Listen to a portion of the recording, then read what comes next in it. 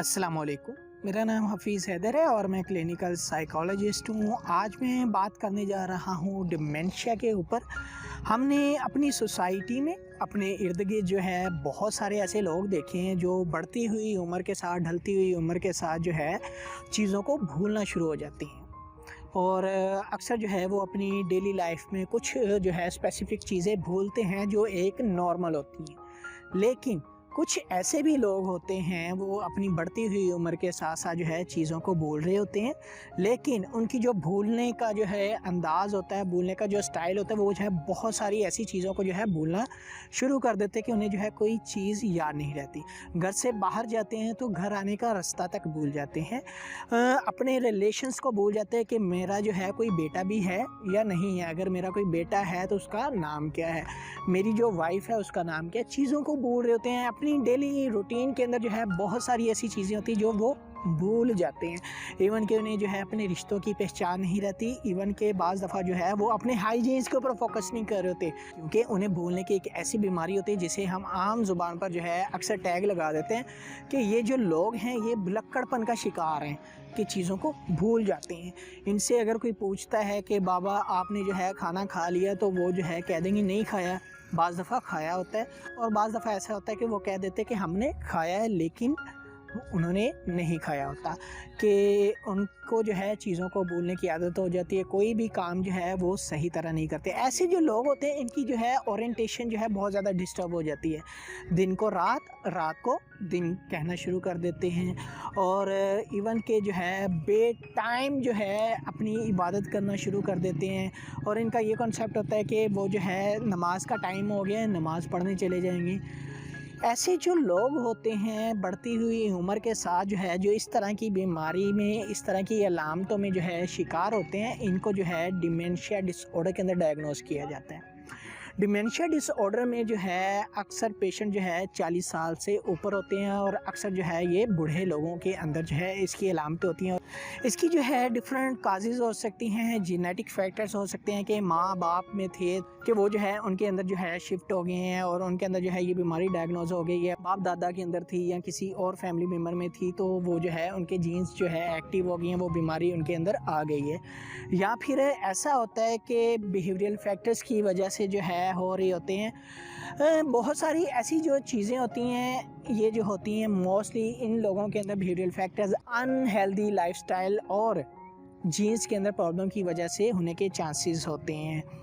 तो ऐसे जो लोग होते हैं अक्सर जो है ब्रेन के अंदर जो है डिस्टॉर्शन हो रही होती है, केमिकल के अंदर चेंजेस आ रही होती हैं और जिसकी वजह से जो है ये बीमारी होती है। और एक्चुअल में इनकी काज जो है एग्जिस्ट करती है कि बढ़ती हुई उम्र के साथ जैसे ही जो है जिस्म की मशीनरी जो है वो ऑटोमेटिकली जब जो है रिपेयर हो रही होती है और उनकी जो रिपेयरिंग पावर्स होती है वो उतनी नहीं रहती, तो जिसकी वजह से वो जो है इंसान उसको ये बीमारी होने के चांसेस होते हैं।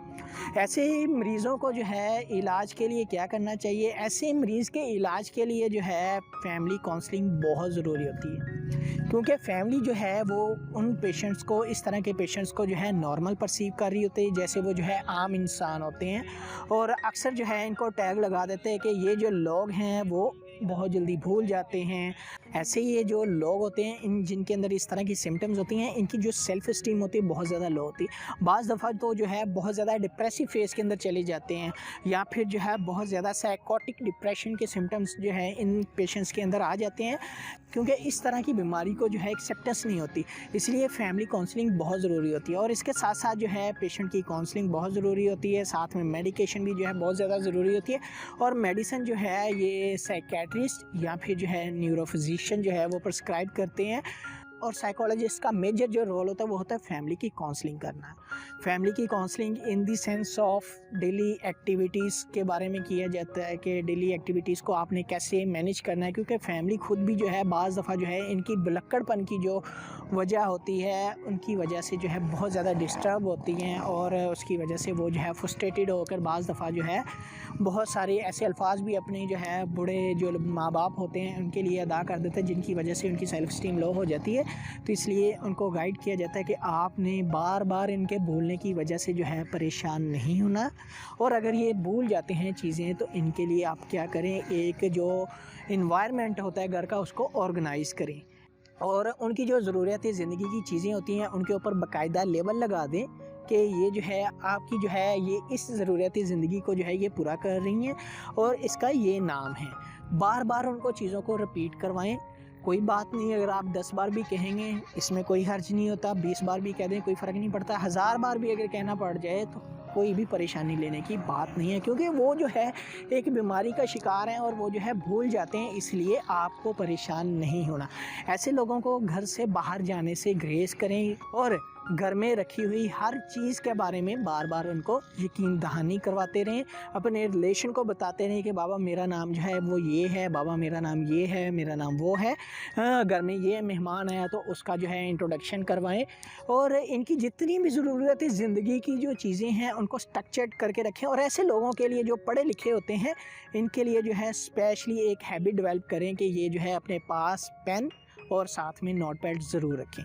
कोई भी आप मैसेज किसी को कन्वे करना चाहते हैं तो वो जो है उनको रिकमेंड करें कि आप जो है लिख लें, और इसके साथ साथ जो है उनकी इतनी हैबिट बनाएं कि वो जो है कोई भी चीज़ और या फिर जो भी वो काम कर लें वो जो है लिखने की हैबिट बनाएं, ताकि वो लिखेंगे और जब भी वो डायरी ओपन करेंगे तो वो जो है उससे पढ़ लेंगे और उनको वो चीज़ याद आ जाएगी। रिकन्फर्मेशन के लिए जो है डायरी मेथड इनके लिए बहुत ज़्यादा इफेक्टिव होता है, तो ऐसे लोगों के लिए डायरी मेथड रखें। और इवन के इनके रूम के अंदर जो है डिजिटल क्लॉक को लगवाएं ताकि ये जो है बआसानी टाइम देख सकें।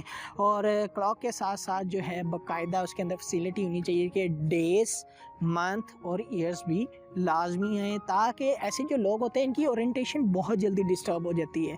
और इवन के वो क्लॉक की सेटिंग ऐसी जगह पर करें जहाँ जो है ये रोज़ाना देख सकें। और इवन के इनके रूम के अंदर जो डायरेक्शन है, जो इनकी जो है चीज़ें होती हैं ज़रूरियाती ज़िंदगी की, उनको अरेंज करें और हर चीज़ के ऊपर लेबल लगा दें। कोई बात नहीं, देखने वाले क्या देखते हैं, करने वाले क्या करते हैं, किसी का कुछ भी सरोकार नहीं होता।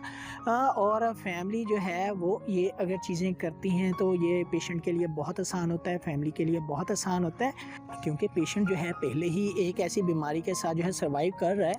अगर मज़ीद जो है फैमिली की तरफ से वो जो है स्ट्रेसेस और फ्रस्ट्रेटेड जो है उनको जो है ऐसे ट्रिगर्स मिलेंगे जो इनकी लाइफ में मज़ीद डिप्रेशन क्रिएट करेंगे, तो इसी तरह जो है वो फैमिली काउंसलिंग इनमें बहुत ज़्यादा जो है इफ़ेक्टिव होती है।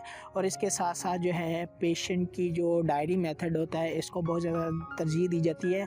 स्ट्रक्चर्ड इन्वायरमेंट जो होता है उसको बहुत ज़्यादा तरजीह दी जाती है। और जो लोग जो डिमेंशिया के पेशेंट के साथ जो है सर्वाइव कर रहे हैं, अगर वो जो है ये 3 काम कर लें तो वो जो है डिमेंशिया की प्रॉब्लम को मैनेज कर सकते हैं। तो इसके साथ साथ जो है मेडिसिन बहुत ज़्यादा ज़रूरी होती है। मेडिसिन भी जो है पेशेंट को खुद खिलानी चाहिए, बजाय इसके कि हम जो है पेशेंट के ऊपर छोड़ दें। पेशेंट क्योंकि पहले ही जो है एक भुलक्कड़पन का शिकार होता है, तो अगर जो है पेशेंट पर छोड़ देंगे, अगर खाई भी हुई तो डबल डोज ना कहीं चले जाएं। अगर नहीं खाई हुई तो ये ना हो कि वो आपसे झूठ बोल दे और जो है आप मान लें। इसीलिए आप जो है रिकन्फर्मेशन के लिए जो है आप एक बार कोई ऐसा प्रोसीजर करें उनके साथ जिसमें डायरी कन्फर्मेशन हो सकती है। और जो लोग जो है जो पढ़े लिखे नहीं होते उनके लिए जो है आजकल डिजिटल मोबाइल्स आए हुए हैं, स्मार्टफोन्स आए हुए हैं, उनके अंदर बहुत सारी ऐसी स्मार्ट ऐप है जिसमें जो है वॉइस नोट जो है रिकॉर्ड हो जाते हैं। तो इसलिए वो जो है उनको जो है मोबाइल की फैसिलिटी दें और वो उनके अंदर जो है और स्पेशली कोई स्पेसिफिक ऐप जो है इंट्रोड्यूस करवा के दें, उनके अंदर इंस्टॉल करवा के दें, ताकि उनको बाकायदा वो जो है सिखाएं। और जब भी उनको कोई काम हो या रिकन्फर्मेशन करनी हो तो वो जो है अपनी वो ऐप ओपन करें और उसके अंदर जो उनके वॉइस मैसेजेस हों वो रीड आउट कर लें। तो इसीलिए जो है डिमेंशिया एक जो है न्यूरोकॉग्निटिव बीमारी है और इसके पीछे जेन्युइन रीजंस होती हैं होने के। तो आई होप सो कि आप लोगों को समझ आ गई होगी कि डिमेंशिया क्या है, इसके पीछे कौन सी वजूहात हो सकती हैं, इसका तरीका इलाज क्या है। तो अगर कोई भी किसी भी किस्म का जो है आपका क्वेश्चन हुआ, मुझे डायरेक्टली कमेंट बॉक्स में कमेंट कर सकते हैं या मेरा व्हाट्सएप नंबर आ रहा होगा ऊपर, आप व्हाट्सएप कर सकते हैं। तो इंशाल्लाह मिलते हैं एक नई वीडियो के साथ। अपना बहुत सारा ख्याल रखिएगा। ओके, अल्लाह हाफिज़, अल्लाह निगहबान।